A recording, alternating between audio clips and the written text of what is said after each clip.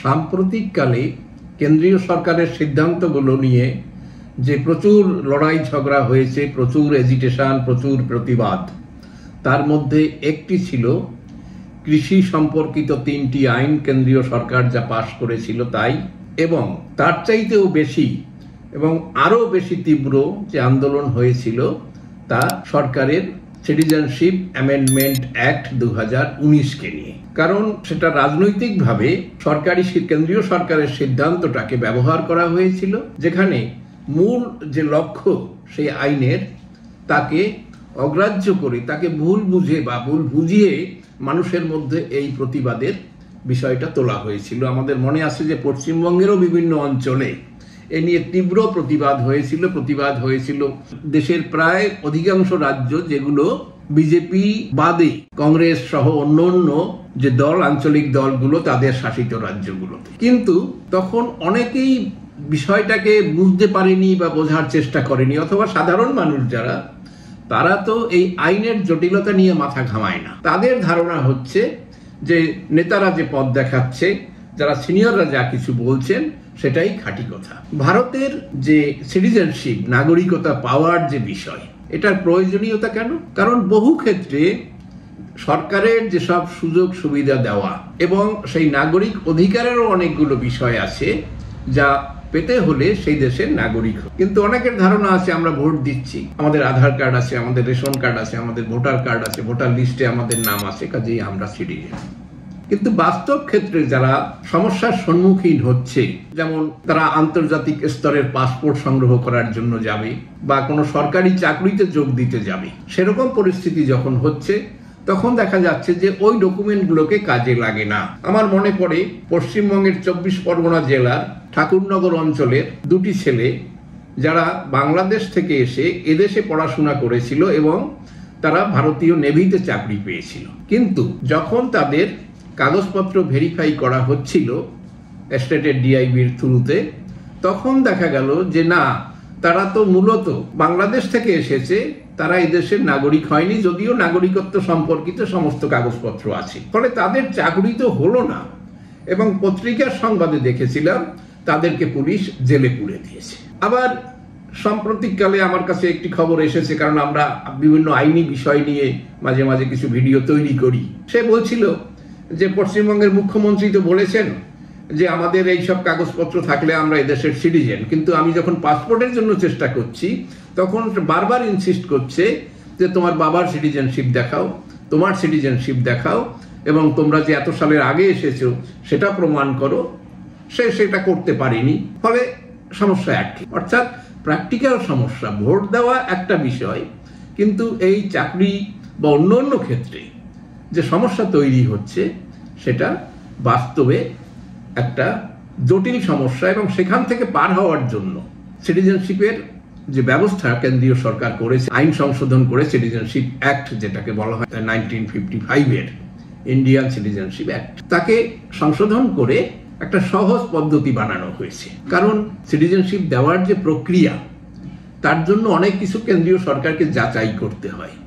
Otherwise বিভিন্ন দেশ থেকে এসে যারা, এমনকি আমাদের যারা শত্রুপক্ষের লোক রয়েছে, তারাও কৌশলে দেশের সিটিজেনশিপ নিয়ে নেবে, এবং বহু ঘটনা আছে যে নিয়ে নেবে শুধুমাত্র নয়, তারা নিয়েছেও, সেভাবে এদেশে বসবাস করেছে, সরকারি চাকরি করছে। এমনকি শোনা যাচ্ছে সাম্প্রতিককালে যে আমাদের সেনাবাহিনীতেও আমাদের শত্রু রাষ্ট্রের লোকেরা চাকরি করছে। অর্থাৎ এরকম ঘটনাগুলো যখন ঘটছে, তখন সিটিজেনশিপ দেওয়ার জন্য যতটা সম্ভব সেই প্রক্রিয়া, বাছাই প্রক্রিয়াটা অত্যন্ত জটিল এবং শক্ত করা হয়। সাধারণ মানুষের পক্ষে সেই প্রক্রিয়ার মধ্য দিয়ে যাওয়া সম্ভব না।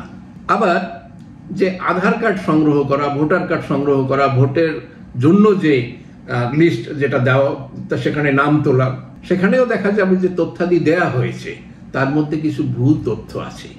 এবং এমনও নয় যে এরা পাসপোর্ট পায়নি, এদের মধ্যে বহু লোক পাসপোর্ট পেয়েছে, কিন্তু সত্যি কথা বলতে কি, সেটা ডিআইবি অফিসের সাথে লক্ষ্মীর কৃপার যোগে সেই সার্টিফিকেটগুলো তারা বা পাসপোর্ট তারা পেয়েছে।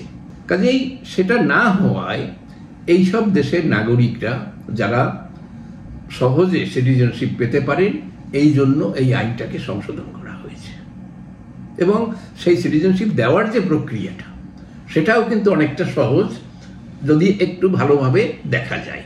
তাহলে 2019-এর CAA সিটিজেনশিপ অ্যামেন্ডমেন্ট অ্যাক্ট তার মূল বক্তব্য কি? আমরা প্রচুর প্রক্রিয়ায় যাচ্ছি না। সেখানে বলা হয়েছে যে 3টি আমাদের প্রতিবেশী রাষ্ট্র বাংলাদেশ, পাকিস্তান এবং আফগানিস্তান, এই দেশের ধর্মীয় সংখ্যালঘুদের মধ্যে কয়েকটা গ্রুপ, যেমন হিন্দু, শিখ, বুদ্ধিস্ট, জৈন, পার্সি এবং খ্রিস্টান, এই সম্প্রদায় অর্থাৎ ওইসব দেশগুলোতে যাদের সংখ্যা কমতে কমতে প্রায় তলানিতে এসে ঠেকেছে। বাংলাদেশে যেখানে 18% ছিল 71-এ, সেটা কমতে কমতে এখন বলছে 6-7% এসে দাঁড়িয়েছে। পাকিস্তানে সেটা আরো কম। আফগানিস্তানে এখন হাতে গোনা সংখ্যা এসে গেছে আদার দ্যান মুসলিম যারা, অর্থাৎ শিখ, খ্রিস্টান, হিন্দু ইত্যাদি সংখ্যা। ফলে সেই সব দেশের যে লোকেরা তারা প্রতিনিয়ত ধর্মীয় নির্যাতনের শিকার হচ্ছে। বাংলাদেশ সম্পর্কে যাদের ধারণা আছে তারা জানবে যে প্রতিনিয়ত ভারতে কোনো একটা কিছু ঘটনা ঘটলেই ওদের সে প্রচার ছড়িয়ে যায় যে ওখানকার ভারতীয় মুসলমানদের উপরে প্রচুর অত্যাচার হচ্ছে, তাদের মসজিদ ভেঙে দিচ্ছে, তাদের নামাজ পড়তে দিচ্ছে না, তাদের কবর তুলে ফেলে দিচ্ছে ইত্যাদি। এবং তার প্রতিক্রিয়া পড়ে বাংলাদেশের উপরে। বাংলাদেশের হিন্দুদের মন্দির ভাঙ্গা, সে বাংলাদেশের হিন্দুদের ধর্মান্তরিত করার চেষ্টা, তাদেরকে জোর করে তাদের সম্পত্তি দখল করা, তাদের চাকরি থেকে বহিষ্কার করা, সমস্ত প্রক্রিয়া ওখানে প্রতিনিয়ত ঘটছে এবং মহিলাদের উপরে সব অত্যাচার হচ্ছে সবচাইতে বেশি। কাজেই যে সিটিজেনশিপ প্রক্রিয়ার ভয়ে এইসব দেশ থেকে সংখ্যালঘুরা আসতে সাহস পান না, সেটাকে সহজ করার জন্য 2019 সালের এই আইন সংশোধন। সেখানে বলা হচ্ছে যে একটাই কন্ডিশন, যে যারা 2014 সালের ডিসেম্বরের আগে অর্থাৎ 31শে ডিসেম্বরের মধ্যে যেসব লোকেরা ভারতে প্রবেশ করেছে, তারা যেভাবেই এখানে আসুক না কেন তারা এই সিটিজেনশিপ পাওয়ার উপযুক্ত, কারণ তারা ওখানে রিলিজিয়াস পারসিকিউশন অর্থাৎ ধর্মীয় কারণে অত্যাচারিত হয়ে তারা দেশ থেকে দেশে এসেছে। এবং এই নিয়ে আন্দোলন এত তীব্র হয়েছিল যে কেন্দ্রীয় সরকার এটা কিভাবে সিটিজেনশিপগুলো দেওয়া হবে, দেওয়ার যে প্রক্রিয়া সেটা নিয়ে অনেকটা সময় নিয়েছে। কারণ ততক্ষণে আন্দোলনের তীব্রতায় সরকার সিদ্ধান্ত নিতে পারেনি যে নিলে আবার ওর মধ্যে হয়তোবা আন্দোলনের মাত্রা আরো বেড়ে যাবে, তীব্রতা বেড়ে যাবে, তাতে সম্পত্তি ধ্বংস হবে, মানুষের প্রাণহানি হবে, এইসব। ফলে সেটা হলো গিয়া 2024 সালে এবং ফাইনালি যে রুল ফ্রেম করা হলো সেটা 2024 সালের মে মাসে। তখন থেকে সরকারি পোর্টালে জিনিসটা দেয়া হলো এবং কিভাবে এই সিটিজেনশিপ পাওয়া যাবে সেটা বলা হলো। আমরা এখানে সেই সংক্ষিপ্ত পদ্ধতি কিভাবে দেওয়া হচ্ছে সিটিজেনশিপ, যারা পেয়েছে বা যারা অ্যাপ্লাই করবে তারা কিভাবে করবেন সেই জিনিসটা দেখা এখানে বলবো। আমরা আগেই বলেছি যে একটা কন্ডিশন, সেটা হচ্ছে যারা এই 3টা দেশ থেকে, বাংলাদেশ, পাকিস্তান এবং আফগানিস্তান থেকে হিন্দু, শিখ, বৌদ্ধ, জৈন, পার্সি এবং খ্রিস্টান কমিউনিটির লোকেরা যারা 31শে ডিসেম্বর 2014-এর আগে ভারতে প্রবেশ করেছেন তারাই এই সিটিজেনশিপ পাওয়ার উপযুক্ত। এটা হলো এক কন্ডিশন। দ্বিতীয় হলো যে এই আসার জন্য ভারতে যে অবৈধভাবে থাকা, একটা ঘটনা হয় যে বহু লোক বাংলাদেশের পাসপোর্ট বা পাকিস্তানের পাসপোর্ট নিয়ে ইন্ডিয়াতে এসে এখানে একবার ঢোকার পরে ওই পাসপোর্টে আর তারা ফেরতও যায়নি আর পাসপোর্টকে সারেন্ডারও করেনি, তারা সেইভাবে আসে। তাদের ক্ষেত্রে ওই পাসপোর্ট অ্যাক্ট সেটা লাগু হয়, অর্থাৎ সেই কারণে তারা সেখানে শাস্তির অযোগ্য। এবং তারও উপরে আর একটা জটিল আইন আছে, ফরেইনার্স অ্যাক্ট 1946। কিন্তু বলা হচ্ছে এই অ্যাক্টের আন্ডারে যারা অ্যাপ্লিকেশন করবেন, যারা সিটিজেনশিপ ক্লেম করবে, তাদের ক্ষেত্রে ওই আইনগুলো লাগু হবে না, অর্থাৎ ওই আইনের জটিলতা তাদের কাছে একেবারে মুক্ত হয়ে যাবে তারা। এখন কি প্রমাণ করতে হবে? যে এরা এই 3টা দেশ সেখান থেকে এসেছে, তো সেটা আসার জন্য ওই দেশগুলোর যে ছিল তারা সেই দেশের লোক, সে দেশে জন্মেছিল, অথবা তাদের বাবা মা অথবা বাপ ঠাকুরদা ঠাকুরমা বা তাদের পরিবারের অন্যেরা সেখানে জন্মেছিল, এটা প্রমাণ করতে হবে। এবং সেই দেশ থেকে এসেছে এইরকম অনেকগুলো ডকুমেন্টের কথা বলা। সেই ডকুমেন্টের আমরা এখানে বলি যে কি ডকুমেন্ট এখানে লাগবে। সেটা হচ্ছে সেখান থেকে যে পাসপোর্ট ইস্যু হয়েছিল, অর্থাৎ যার উপরে ভিত্তি করে এসেছে। কিন্তু আমরা এটাও জানি যে বহু লোক পাসপোর্টের মাধ্যমে আসেনি, কারণ ইন্ডিয়ার যে পোরাস বর্ডার বলা হয়, অর্থাৎ বর্ডারের প্রোটেকশন এতটা বেশি না যে শুধুমাত্র পাসপোর্ট ছাড়া এখানে ঢোকাই যাবে না। মানুষ নানানভাবে পৃথিবীর যে কোনো দেশে এইভাবে প্রবেশ করছে। আমরা ইদানিং দেখতে পাচ্ছি যে আমেরিকার মতো দেশ, সেখানেও নানান জায়গার থেকে লোকেরা ঢুকে যাচ্ছে অবৈধভাবে। কাজে এই অবৈধ কারবার সারা পৃথিবী জুড়ে আছে।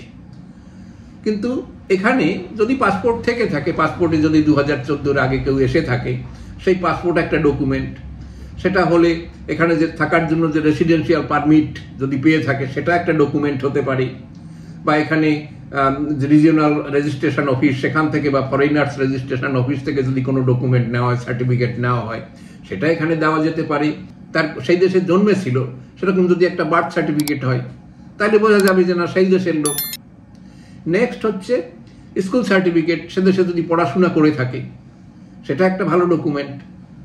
স্কুলের সার্টিফিকেট, কলেজের সার্টিফিকেট, এটাও হতে পারে, কারণ তারা উদ্দেশ্যে পড়েছিল, সেইটা একটা প্রমাণ যে সে বাংলাদেশের লোক, অথবা সে পাকিস্তানের লোক, বা সেই আফগানিস্তানের লোক, অথবা কোনো রকমের আইডেন্টিটি কার্ড ইস্যু হয়েছিল সেই দেশের সরকারের দ্বারা, এটা হতে পারে। যে কোনো লাইসেন্স ইস্যু করা, বিজনেসের লাইসেন্স হতে পারে, ট্রেড লাইসেন্স, যেটা ট্রেড লাইসেন্স বলি, সেটা গাড়ি চালানোর জন্য লাইসেন্স, ব্যবসা করার জন্য অন্য কোনো লাইসেন্স, যা কিছু হোক সেই জাতীয় জিনিস, সেটাও প্রমাণ হয় একটা। সে দেশের জমা জমির কাগজ, জমি ছিল, সম্পত্তি ছিল, তার কোনো কাগজপত্র, সেটা প্রমাণ করা যায়। নেক্সট হচ্ছে যে যারা ওইভাবে ওদেশ থেকে সে জন্মেনি, তার বাবা মা ওখান থেকে চলে এসেছিল, তারা হয়তো কেউ মারা গেছেন বা কেউ বেঁচে আছেন বয়স্ক, কিন্তু তাদের ছেলে সন্তান যারা এই দেশে বসে জন্মেছে, তারাও এই আন্ডারে সিটিজেনশিপ পেতে পারবে। সেক্ষেত্রে তাদেরকে সম্পত্তি কাগজ দেখাতে হবে, তাদের বাবা মা, ঠাকুরদা, বা তাদেরও বাবা মা, গ্রেট গ্র্যান্ড প্যারেন্টস যাদেরকে আমরা বলা হয়, পিতামহ, প্রপিতামহ, এদের যে কোনো লোকের কাগজ দেখালে হবে, যার থেকে বোঝা যায় যে তারা ও দেশের নাগরিক ছিলেন। বা কোনো সরকার কোনো ডকুমেন্ট ইস্যু করেছিল বিভিন্ন সময়, এরকম হতে পারে, আইডেন্টি কার্ড জাতীয় জিনিস বা অন্য কোনো রকমের জিনিস, রেশন কার্ড ইত্যাদি, সে দেশে যদি থেকে থাকে সেটা থেকে হতে পারে। অর্থাৎ এই যে ডকুমেন্টগুলো যতই পুরানো হোক না কেন, সেটা যদি মানে এক্সপায়ার্ড হয়ে যায়, সেটা কিন্তু যদি থাকে, তার একটা যে কোনো একটা ডকুমেন্ট থেকে প্রমাণ হবে যে এরা ওই দেশ থেকে এসেছে। অর্থাৎ ওই দেশের বাইরে শ্রীলঙ্কা, নেপাল, ভুটান বা অন্য দেশ থেকে আসেনি, মায়ানমার, সেটা যেন প্রমাণ করা যায়। নেক্সট হচ্ছে যেটা দিতে হবে, সেটা হচ্ছে এদেশে যে 2014 আগে থেকে আসে, সেটা প্রমাণ করার একটা ডকুমেন্ট। অর্থাৎ এই দেশে 2014 আগে এসেছে, এই ডকুমেন্ট প্রমাণ করতে হবে। তা দিয়ে, যেমন ভিসা যদি থাকে, পাসপোর্ট থাকে, সেখানে যদি ভিসা থাকে, সেখানে বোঝা যাবে যে লাস্ট কবে এসেছিল, তারপরে আর ফেরত যায়নি। আবার ঠিক ওই একইভাবে সেই ফরেনার্স রিজিওনাল রেজিস্ট্রেশন অফিসের সার্টিফিকেট বা ফরেনার্স রেজিস্ট্রেশনের সার্টিফিকেট, রেসিডেন্সিয়াল সার্টিফিকেট ইস্যু হতে পারে। সেন্সাস রিলেটেড ডকুমেন্ট, সেন্সাস ইনুমারেটার্স, তাদের থেকে যে স্লিপ ইস্যু করে, যদি থাকে সেটাও হবে। দেন যদি কোনো ড্রাইভিং লাইসেন্স, আধার কার্ড, এই জাতীয় ডকুমেন্ট যেটা কেন্দ্রীয় সরকার ইস্যু করেছে বা এই দেশের সরকার, রাজ্য সরকার ইস্যু করে, সেটা থেকেও প্রমাণ হবে। Ration card very good document, যে 2014 আগের থেকে সেই দেশে রেশন তুলছে, রেশন পাচ্ছে। নেক্সট হচ্ছে সরকারি কোনো কোর্ট থেকে যদি কোনো চিঠি আসে, নোটিশ আসে, অর্ডার যদি তার নামে থাকে, যেখানে সরকারি স্ট্যাম্প দেওয়া আছে, তাহলে সেটা একটা গুড ডকুমেন্ট। এদেশের বার্থ সার্টিফিকেট, এদেশে জন্মেছে যারা, তাদের এদেশের বার্থ সার্টিফিকেট পেতেই পারে। সবার এখন বার্থ সার্টিফিকেট ম্যান্ডেটরি, এবং সাধ্যমতো সবাই সেটা সংগ্রহ করেছে, কাজে সেটা একটা ভালো ডকুমেন্ট। জমা জমি কিনেছে, সেটা আছে এখানে, সেরকম ডকুমেন্ট হতে পারে। প্যান কার্ড একটা ভেরি গুড ডকুমেন্ট, যেটা অনেক লোকের কাছে রয়েছে, প্রায় সবার কাছেই রয়েছে প্যান কার্ড।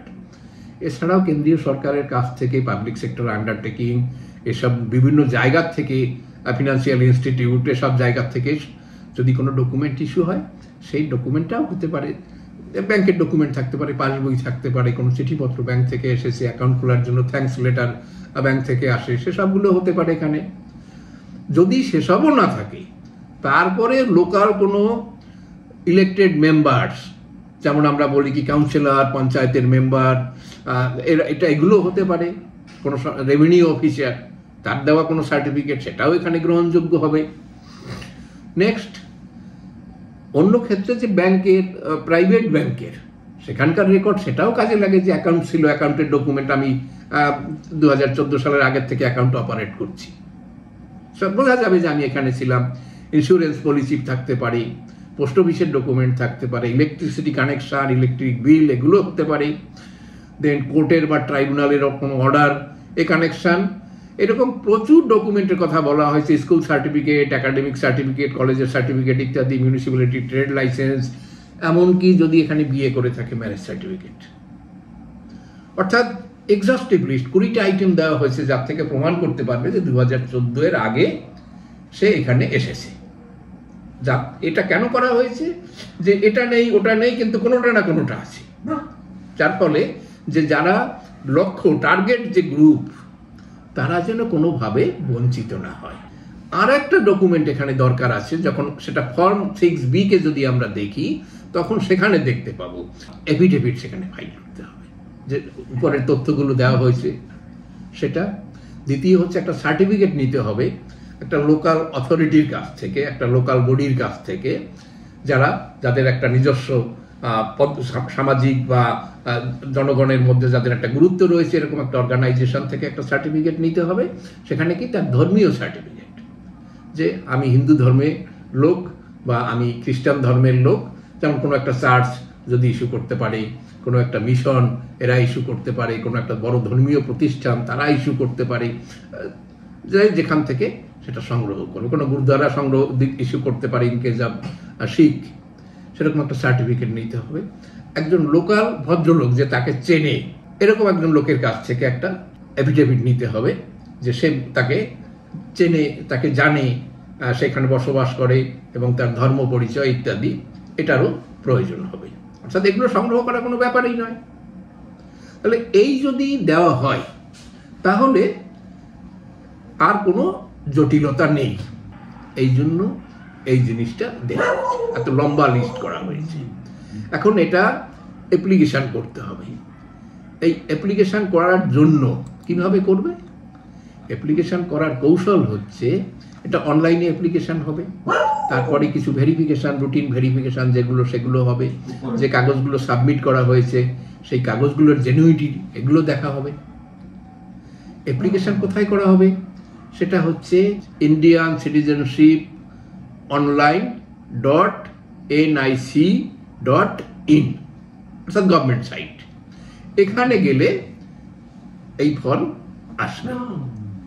সেই ফর্মের মধ্যে form 6B under citizenship act 1955, তার আন্ডারে এই ফর্মটা আমাদের ভরতে হবে। তাহলে আমরা আগে বললাম কারা এটা পাবে, কারা এটা পেতে পারবে, এবং তাদের জন্য যে এক্সেমশন, সেই অ্যাপ্লিকেশনের সাথে যে ডকুমেন্ট আমরা এখানে মেনশন করলাম, বাংলাদেশের ডকুমেন্ট, পাকিস্তানের ডকুমেন্ট, আফগানিস্তানের document, as the case may be, যার ক্ষেত্রে যেটা অ্যাপ্লিকেবল হবে।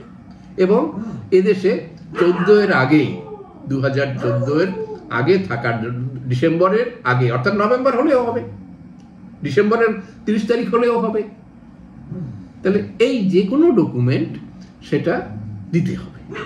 দিয়ে ওই অ্যাপ্লিকেশনটা ফাইল করলে পরে সেই অ্যাপ্লিকেশন যাবে একটা ডিস্ট্রিক্ট লেভেল কমিটির কাছে, এবং তারা ওই ডকুমেন্টের অরিজিনালগুলো নিয়ে সেখানে দেখা করতে হবে, এবং তারা ওইগুলোকে ভেরিফাই করবে।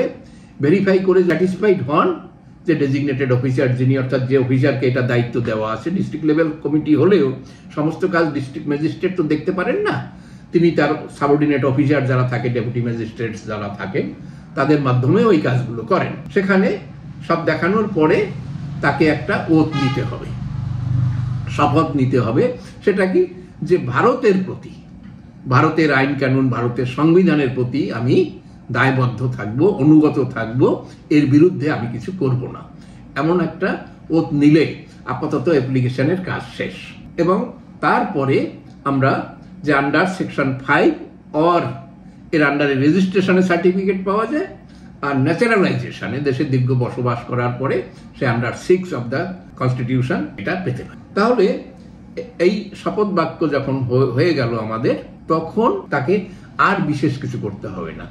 তারপরে সেটা যে প্রসেস করার যে সিস্টেম, সেটা কেন্দ্রীয় সরকারের কাছে যাবে with the recommendation of district level committee, গেলে পরে সার্টিফিকেট ইস্যু হবে।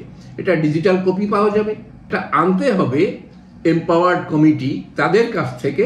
সেটা ডিস্ট্রিক্টেও স্টেটেও থাকবে, যেমন office of the director census operation, সেটা স্টেট বা ইউনিয়ন টেরিটরি, এদের কাছে এই সমস্ত সার্টিফিকেট সেখান থেকে সংগ্রহ। তাহলে সংগ্রহের পদ্ধতি যাই হোক না কেন, সমস্ত সিস্টেম যেটা, সেটা কিন্তু এমন কঠিন নয়। অর্থাৎ আমাদের আলোচনা থেকে একটা জিনিস পরিষ্কার হয়ে এলো যে যতটা জটিল করা হয়েছিল যে আমাদের সিটিজেনশিপ কেড়ে নেওয়া হবে, কেন্দ্রীয় সরকার সেখানে বারবার বলছে, যেটা আমরাও সমস্ত ডকুমেন্ট দেখে সমস্ত কাজকর্ম দেখে বুঝতে পেরেছি, যে এটা সিটিজেনশিপ কেড়ে নেওয়ার আইন নয়, এটা সিটিজেনশিপ দেওয়ার আইন। কারণ নর্মাল অবস্থাতে যে সিটিজেনশিপ এখন দেয়া হয় তার ক্ষেত্রে অনেকগুলো জটিলতা আছে, যেটা আমরা আগেই বলেছিলাম। বসবাস করার ব্যাপার আছে, বাবা অথবা মা এরা এদেশের সিটিজেন কাউকে হতে হবে, কেউ বিবাহর মাধ্যমে এদেশে এসেছে, তার জন্য তার পাসপোর্ট ইত্যাদি ওইসব দেশ থেকে এসে সে দেশের সিটিজেনশিপ নিতে চায়, তাকে সিটিজেন নিতে হবে, কিন্তু তার জন্য একটা নির্দিষ্ট সময় ধরে তাকে এদেশে বসবাস করতে হবে। কাজে এক্ষেত্রে কিন্তু পদ্ধতি আরো সহজ হয়ে গেল। কিন্তু একটা জিনিস আমরা এখানে বলবো এবং কেন্দ্রীয় সরকারেরও দৃষ্টি আকর্ষণ করব, আমাদের যারা স্থানীয় নেতা নেত্রী যারা আছে, কেন্দ্রীয় সরকারের প্রতিনিধি যারা এখানে রয়েছে, তাদের সাথে এই বিষয়টা বুঝতে হবে যে এই আইনটা করা হয়েছিল 2019 সালে, কিন্তু এখনো কিন্তু যথেষ্ট পরিমাণ লোক এই সিটিজেনশিপ পায়নি। অর্থাৎ 6 বছর হয়ে গেছে।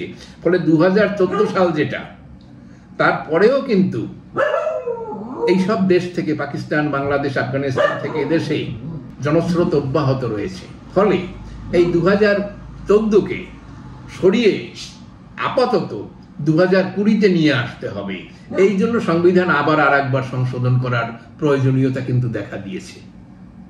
এবং উৎসাহ দিতে হবে, প্রচার করতে হবে, এবং যারা এদেশে পড়াশোনা করবেন, যারা এদেশে চাকরির জন্য চেষ্টা করবেন, যারা এদেশের বৈধ পাসপোর্ট সংগ্রহ করবেন, তাদের সবার ক্ষেত্রেই মনে হয় এই সিএ-কে কাজে লাগানোই যেতে পারে। কাজে লাগিয়ে তারা বৈধ নাগরিক হিসাবে এদেশে বসবাস করাটা অনেকটা নিরাপদ। কেউ এসে বলতে পারবে না যে আমি এনআরসির মধ্যে পড়েছি, এর মধ্যে পড়েছি, বিপদের মধ্যে পড়ে যাব।